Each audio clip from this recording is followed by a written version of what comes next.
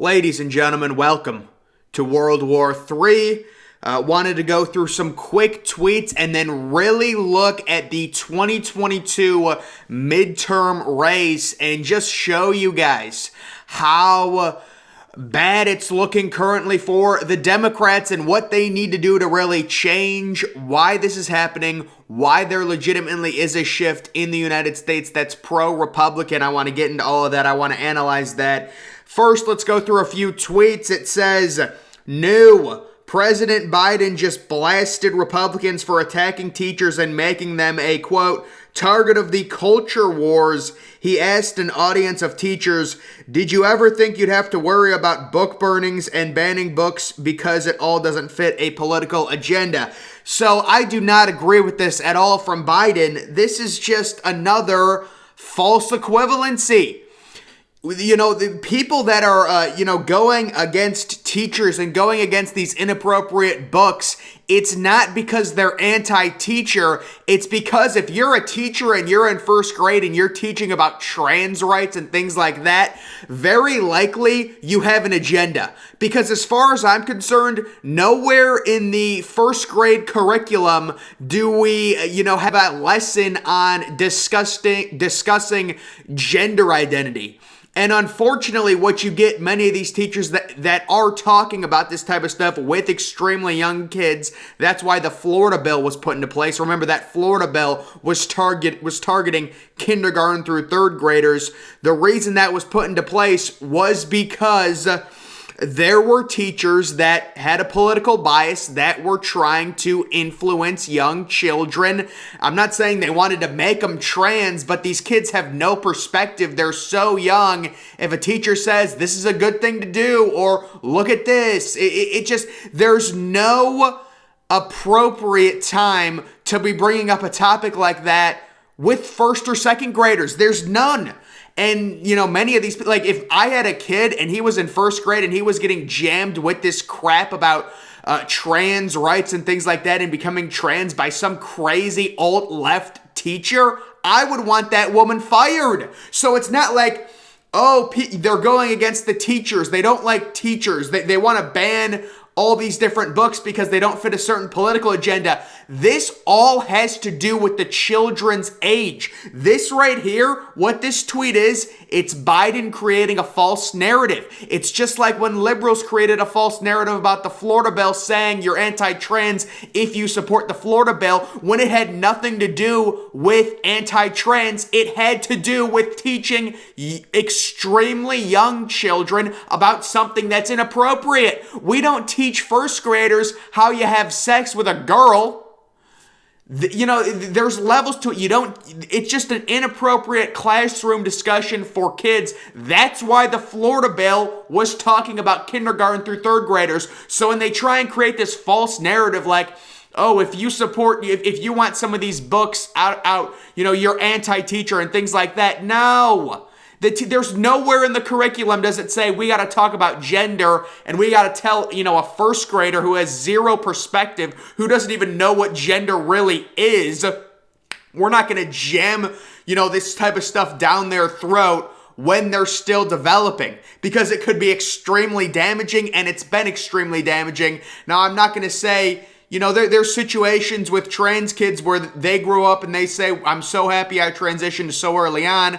But there's also the horror story where kids, they want to be a girl, but then it was just a phase and they start taking all these different things and it F's up with their hormones really bad.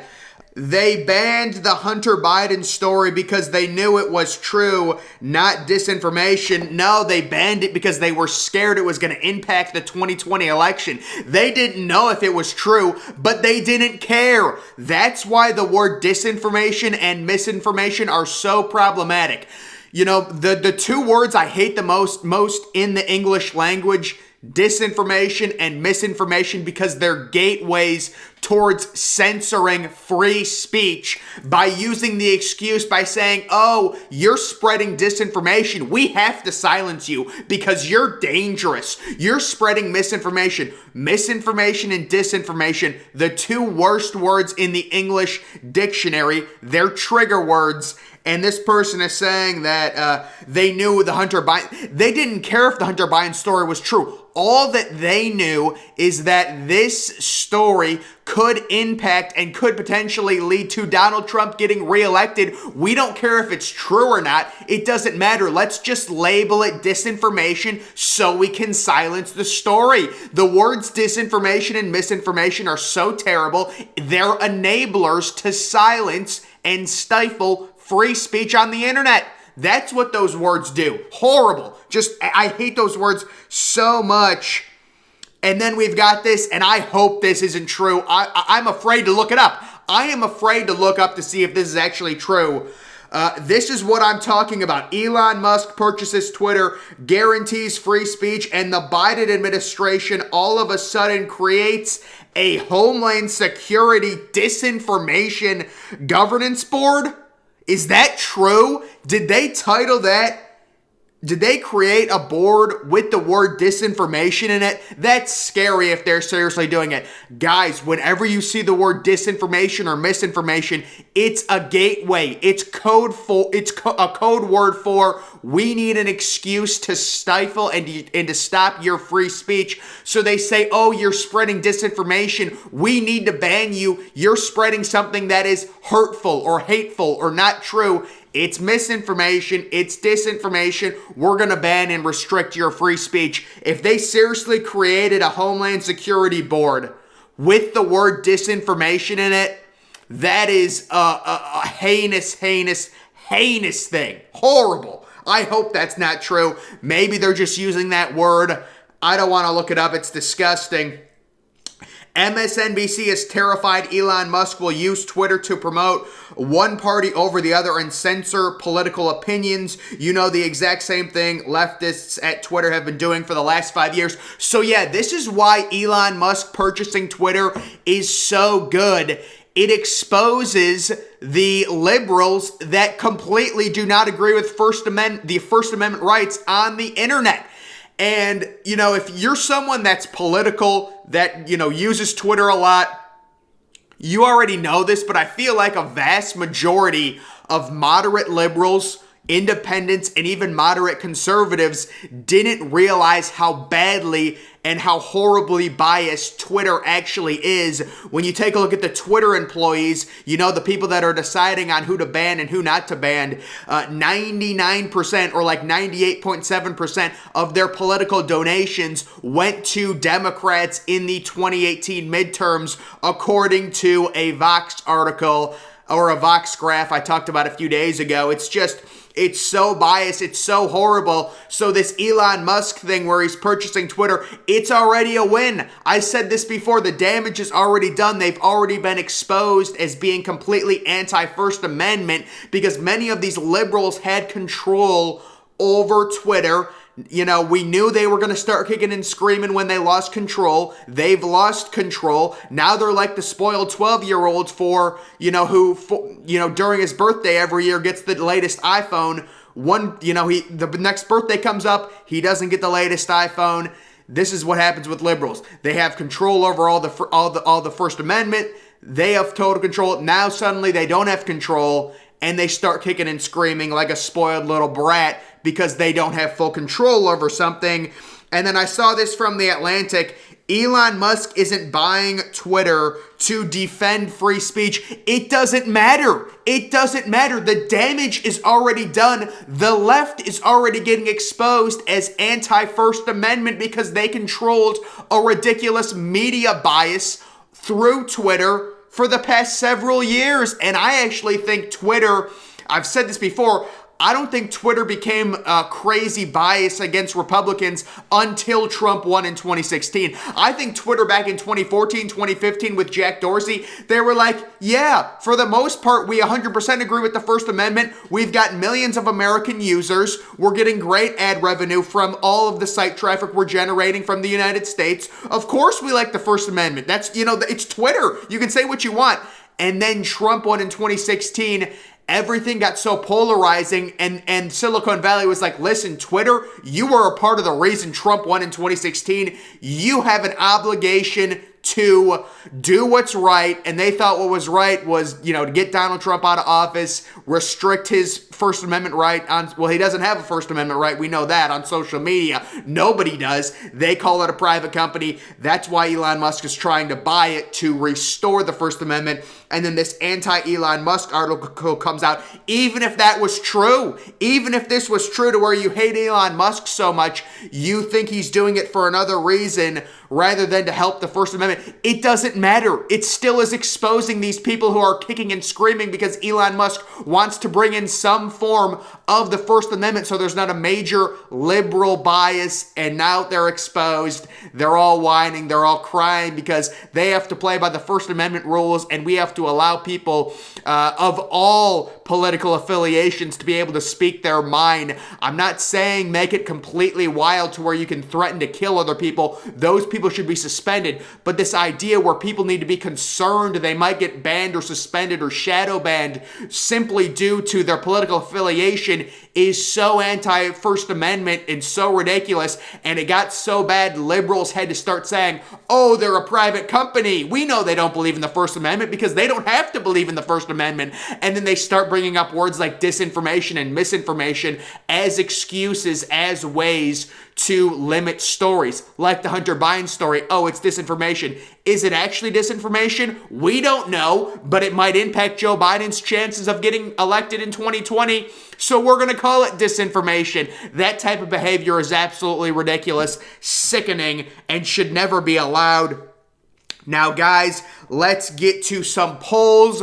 Taking a look at Joe Biden's overall approval rating.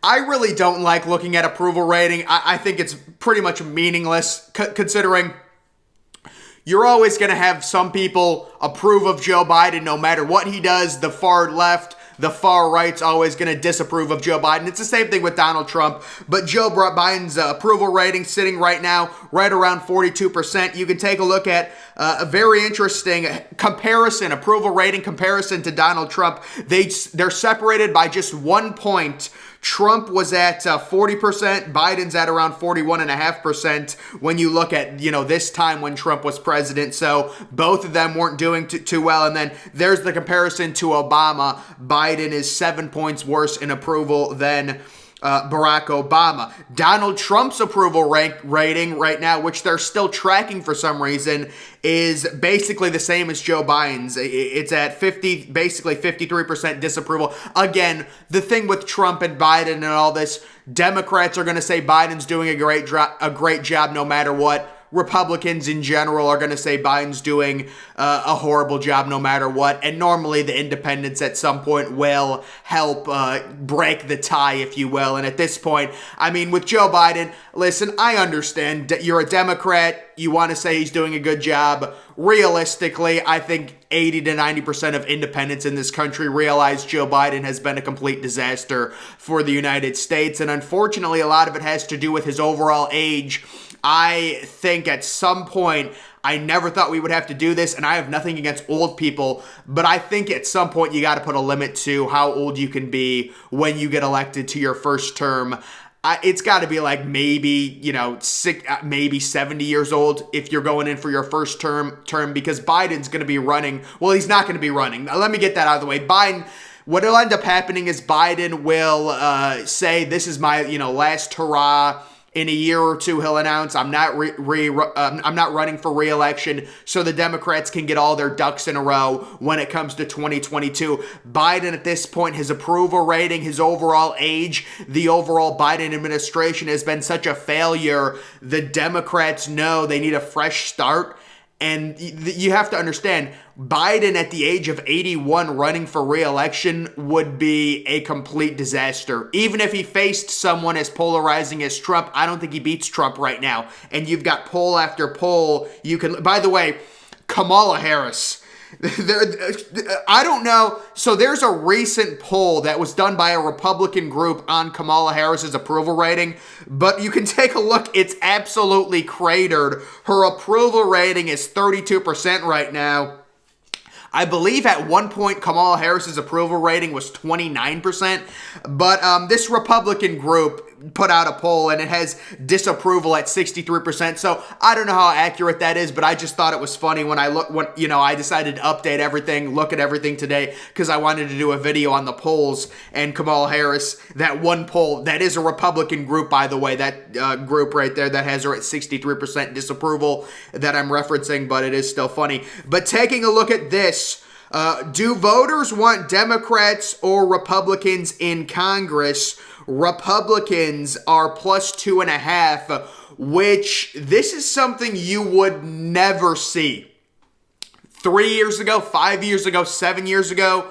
Whenever you saw any of these general election polls where it's just asking you, who do you like more, Democrats or Republicans? That's basically what this is asking. Who do you want to see in Congress more? Republicans would never, ever since I started following the election cycles and things like that in 2014, you would never see Republicans in the lead. You would never see Republicans have a chance to win the popular vote.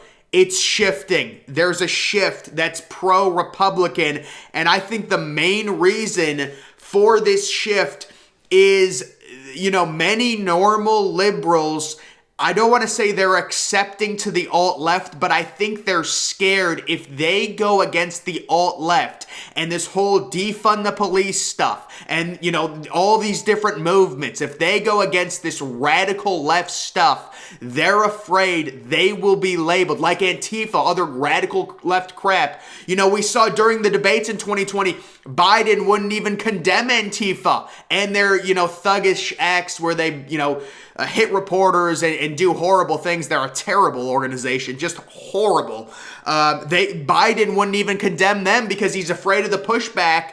If you are a normal liberal, you have to rid yourself of all of these crazy alt-left people. You can't be afraid of being called racist, because I think many normal liberals right now are letting the alt-left control too much of the majority Democratic Party because they're afraid of speaking out against these radical, crazy ideas in fear of being called a racist, a misogynistic. And you're seeing a major shift and a major amount of independent voters getting turned off by this. And now this is straight up general. Who do you prefer, Democrats or Republicans? Real clear politics. Recent polls you can see all done within the past few weeks. The spread is Republicans +4. Basically, popular vote. In the entire country, Republicans +4. You would see maybe one poll out of 100 if they did this 5 or 6 years ago would be Republicans +2 or +3. Every poll would be pro-Democrats. And I think Democrats are going to get annihilated in the 2022 midterms, and that's going to have to be their wake-up call. They're going to have to rid themselves of the Biden administration. Biden's going to try and say, oh yeah, I'm just stepping down because I care about America. I feel like I'm getting too old. They're going to swing it like that, and they're going to try and get someone maybe a little bit more moderate. But the overall thing that Democrats, many of these normal liberal people have to do, you have to make sure the independent voters know the alt-left is not in control of my party. And right now, a lot of them are scared the alt-left may label them racist if they come out and they say, you know what, the whole idea of defunding the police is ridiculous. Antifa is ridiculous. All of these crazy socialist ideas are ridiculous. And it's not like I completely hate socialism, but a lot of the things that socialism talks about it's like a gateway to communism. So if you are a Democrat, a normal Democrat, you look at these graphs and you're seeing the shift, and it's very easy to say, well, Biden's horrible. That's the reason the shift is happening. Inflation, gas prices, the Afghanistan situation. People are more skeptical. They see what's going on with Putin and Russia. They're just more mad. And while all of that does play a factor into it, I think the number one factor, we're seeing a shift where we're seeing basically Democrats being in control of the popular vote. I'm not saying Republicans would win a popular vote if it happened tomorrow, but we're seeing polls where this is a shift. This is a legitimate shift. And I think the number one factor is normal liberal people are letting The alt-left crazy, pink-haired, cisgender people have control of their party. And the independent people are completely turned off by it. Completely. So it is something interesting to look at. And it's like, when I reference these polls, people don't understand. You would not see polls like this 5 years ago, 6 years ago, 7 years ago, 2014, during Obama, during Trump. Trump won the election in 2016. He lost the popular vote by 3 million votes. He had 0% chance to win the popular vote in 2020. He was just hoping to win the swing states and narrowly squeak by with a re-election victory as the incumbent. Overall, and then the demographics in terms of Ohio becoming virtually going from a swing state to pure Republican. Florida is teetering on becoming Republican. We'll see if the Democrats can have more success in Georgia. I have a lot of, I don't think Georgia's going to be going blue in 2024, but that's a long time away. We know the Democrats did a very good job in those huge cities like Atlanta to really run up the votes. But it's like if Ohio turns red, if Florida turns red, if Republicans take back Georgia, there are a lot of paths now, and you're looking at these polls and things and everything that contributes to this swing from Democrat to Republican. It really is remarkable, and it's going to be a wake-up call. And right now, the wake-up call hasn't happened. Many Democrats are in denial. They are right now the party of the woke. And, this woke ideology is just something that is not accepted, and it's completely unappealing to the majority of Americans. Maybe 50% of Democrats like wokeness. The problem is maybe 10% of independents like wokeness, and if you're going to turn the independents off, you're going to be seeing more polls with Republican control. That's the bottom line, and I think 2022, they're going to get trounced in the midterms. We'll see what ends up happening. It's like, I was looking at some recent odds, and they were like 70% chance Republicans win the midterms, things like that. So it is looking favorable. And again, it's not just the wokeness. It is the Biden administration. It is the Afghanistan failure, the gas prices, the inflation, all of it. The people don't like the war going on in Russia. I'm not saying you can blame Biden for that, but the whole thing with the, Russia report, with Democrats claiming that Russia stole the election from Hillary back in 2016. Trump was in bed with Putin. And then if Trump was really in bed with Putin, don't you think Putin would have invaded Ukraine during, when Trump was in office, because he would take it easy on him? That whole conspiracy. Notice how they never called that a conspiracy. They call everything a conspiracy. But the idea, the whole Mueller report, and the whole idea that the only reason Trump was elected in 2016 was due to Russian, I don't know what you want to call it, disinformation or whatever. I hate the word disinformation and misinformation, folks.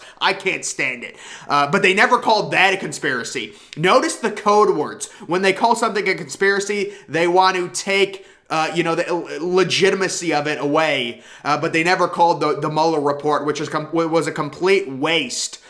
They never called that a conspiracy. It's very funny how that works out. But again, very interesting shift we're seeing, at least when it comes to 2022. We'll see how that impacts 2024. We'll see who ends up running for the Republicans, whether it's Trump or DeSantis. That's a whole nother video for a whole nother day. I just wanted to talk about the latest happenings in terms of that. But guys, make sure you follow me on Twitter. Link to that's always in the description. I'm, of course, the Depressed Ginger. Thank you for watching.